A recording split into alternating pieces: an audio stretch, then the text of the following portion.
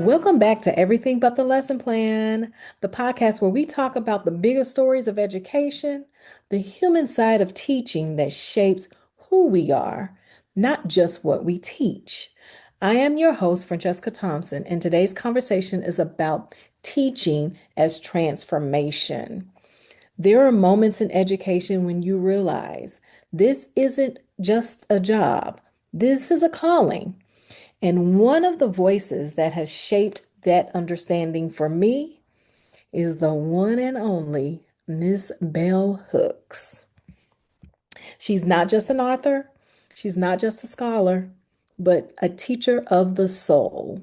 Today, I wanted to explore how her work still speaks directly to what we face in the classrooms right now: exhaustion, burnout, identity issues, student trauma, and the deep desires to make a difference that actually last. So let's get ready to discover who Bell Hooks is. You know, I just recently found out about Bell Hooks through my research at the University of Georgia.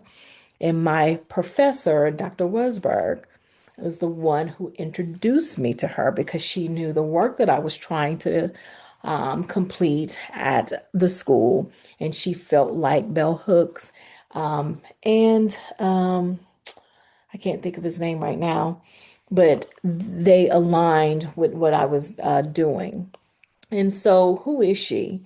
If you have never heard of this person and never had her read her book, she is one that you want to order. I am actually in the process of collecting everything she has ever written.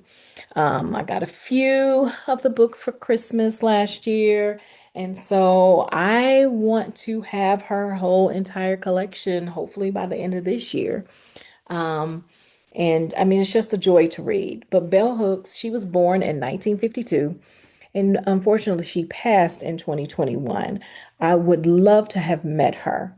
She was a groundbreaking author, culture critic, a feminist thinker who challenged the world to rethink how we talk about justice and human connection. She was born Gloria Jean Watkins, and she chose the pen name Bell Hooks in order of her great grandmother and wrote it in lowercase to keep the focus on the ideas rather than the person. Okay, so when you look her up, her name is in lowercase, and people typically are confused by that unless you know her work. Um, but and she gives us the reason why. She wants the you to focus on the ideas that she's presenting, not who she is. Now, that's big in the world that we live in right now, where social media is about who is about to be the next influencer, right? So, she was not about that life, right? Throughout her career, she explored how race and gender and class intersect to shape people's experiences and also systems of oppression. Throughout, she's written several books, and she has won a couple of them are, well, one of her most powerful books is Ain't I a Woman? And then the one that I read last year, All About Love. And I've actually asked everybody in my family to read that book. But, you know, her book is about pushing for a more inclusive, compassionate vision of feminism. She's one rooted in equity and collective healing. And that's what that book, All About Love, is. I haven't read Ain't I a Woman yet. I do think that that was one of my gifts. Um, so I'll be reading that pretty soon. Her work continues to challenge readers to think deeply about love and justice and just how we show up for one another in the world, right? Bell Hooks, she believed that education is the practice of freedom. She taught that classrooms should be a space for healing, a space for truth, and a space where both the teacher and the students are transformed. Now, I love that because sometimes we forget about the teachers.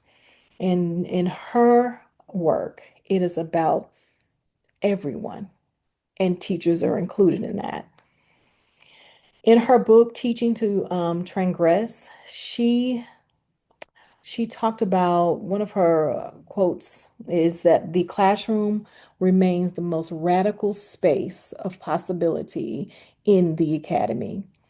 Not radical in a political sense, but radical in the sense that real human change can happen there in the classroom. And every teacher listening to this, you know it, you've seen it. That's exactly what our classrooms need again, right? So, what is this teaching as an act of love? Well, Bell Hooks was bold enough to say something education systems still struggle with today. And you know what I'm about to say. Love belongs in the classroom. It's not a romantic love, it's not a soft love, but an active love, a love that looks like care and commitment and respecting each other and responsibility and knowledge, that type of love, an active love. She believed that when students feel seen, valued, and safe, they don't just learn better, they actually become better people. We probably can testify to this ourselves in our own classroom. I'm going to share a story with you about how this showed up for me in middle school. It was an active love with my middle school teacher, who cared for me, and she was committed to my success. She made sure that I understood why my education was important. She gave me the knowledge that I needed, and she just poured into me, especially during a time where I didn't feel valued as a person. I think I've shared before in previous episodes how I was extremely bullied my K through eighth grade. It was, my school experience was a little bit traumatic. That kind of ended for me, all of that trauma. Once I moved from that state and moved here to Georgia, it literally came to a complete stop. But while I was there in middle school, I had this teacher who just poured into me. She loved what I was doing. She invested in the things that I was doing. She wanted me. She just thought that I was a leader. Well, she knew I was a leader. And so she asked me to run for class president, and I did it, and I ended up winning class president. And I really needed that win because the way I was being bullied, y'all, oh my God, I just needed to feel seen, and valued. And me holding this position as class president and my teacher really investing that time in me, that was that active love that I'm talking about in today. Well, I ended up messing it all up, Jesus. I ended up getting connected with the wrong crowd after I had become class president. And so got in some trouble, and my teacher found out, and she was totally disappointed in my choices. Like, and it was at that point, it was her responsibility to let me know, right? That I made a bad choice. I decided to hang with the wrong set of people.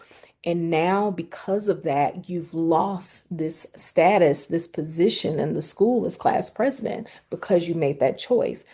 I, y'all, when I tell you I was so hurt, I was like, but I needed that because look, you got me one time. You're not gonna get me again, hooking up with the wrong people.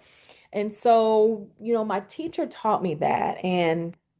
And that's what Bell Hooks is talking about when she says active love. So let me ask you this. When was the last time your classroom felt like a place of belonging, not just instruction? And what does that mean? When was the last time it felt like a place of belonging and not just a place where people and students come just for instruction? You know, this is what it should look like in the classroom, but also I want to share this is what it should look like with your colleagues. There should also be an active love when it comes to your colleagues and the culture that you guys are building in that school, working together, not being divided. We're on the same team, especially when you're in a high needs or low income school. Everybody really needs to be working together because when you're not, you're already struggling, and now you're making it even worse because you're divided. So it's that commitment for each other. It's that care that I have for my coworker across the hall from me, that I'm going to be looking out for him or her, and they're looking out for me. It's that commitment that I have to my principal and to the other leaders in the building to make sure that the school is thriving, and is thriving because we are committed to educating our students at the highest level. It's the respect that I give to the custodians and the cafeteria workers. And that's what it's about. It's the responsibility of showing up at work every day and pouring into my class. It's the knowledge that I'm gaining from listening to what someone has to say and actually considering their opinions, right? That's what it looks like as well. So, next, what does this look like in today's school? Teaching as an act of love. I just gave you a little tidbit of that. But in 2026, our students they're carrying trauma, they're questioning their identity, they're navigating the social pressure, and they have anxiety around it. And they're still expected to perform like everything is normal. So it's things like this and why bell hooks reminds us we don't teach to pour information, we teach to awaken. Just think about that student who has, a severe food insecurity, right? They just don't have food, okay? And they attend this low income school and they have to show up every day, but they don't have what they need at home. And that teacher that's like, you about to be locked into my lesson plan, okay? And we're learning quadratic equations today, but that student is sitting there and they can't think about what you have going on because they're hungry, right? And this just hurts because this is real, right? We face this every day. So where is there room and space for that act of care and that love when it comes to this problem? What does it look like? How can you show up to support a student in this space? It is taking that time to know that there is a problem and reaching out to resources to see if, hey, let's see if we can start a food pantry, not just for this student, but for all the students who have food insecurity. It is just reaching out to the principal or maybe my hallmate and say, do you have something that we can give the student to take home tonight? Right? That's what it looks like. So it also looks like listening more than lecturing. It looks like building relationships before rigor and making space for student voice, allowing our students' lived experience into the rooms. And just as important, making space for ourselves as educators to be human. We make mistakes, and you know what? That's okay. So, transformation, guys, it starts with us. Bell Hooks also taught that teaching is not neutral. We bring our stories, wounds, fear, and hopes into the room. And for me, it was that little girl who was bullied most of my educational experience, right? And so now, as a teacher, I look to empower every student who comes in and especially the ones who you consider the underdog, right? So when we choose healing and compassion, our classroom follows. Transformation doesn't come from new programs alone. It comes from teachers who believe that what they do matters deeply. You got to go in there and empower yourself. You've got to sometimes be your own cheerleader.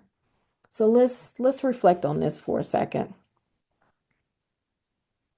Where in your teaching could love show up more boldly this week?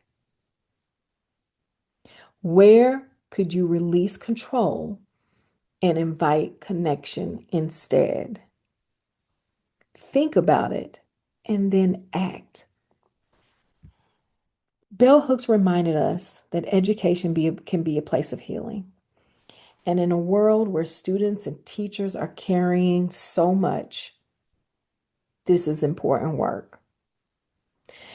If this episode resonated with you, share it with a fellow educator who needs a reminder that what they do matters. And until next time, y'all, I want you to keep teaching, keep questioning, and most importantly, keep thriving beyond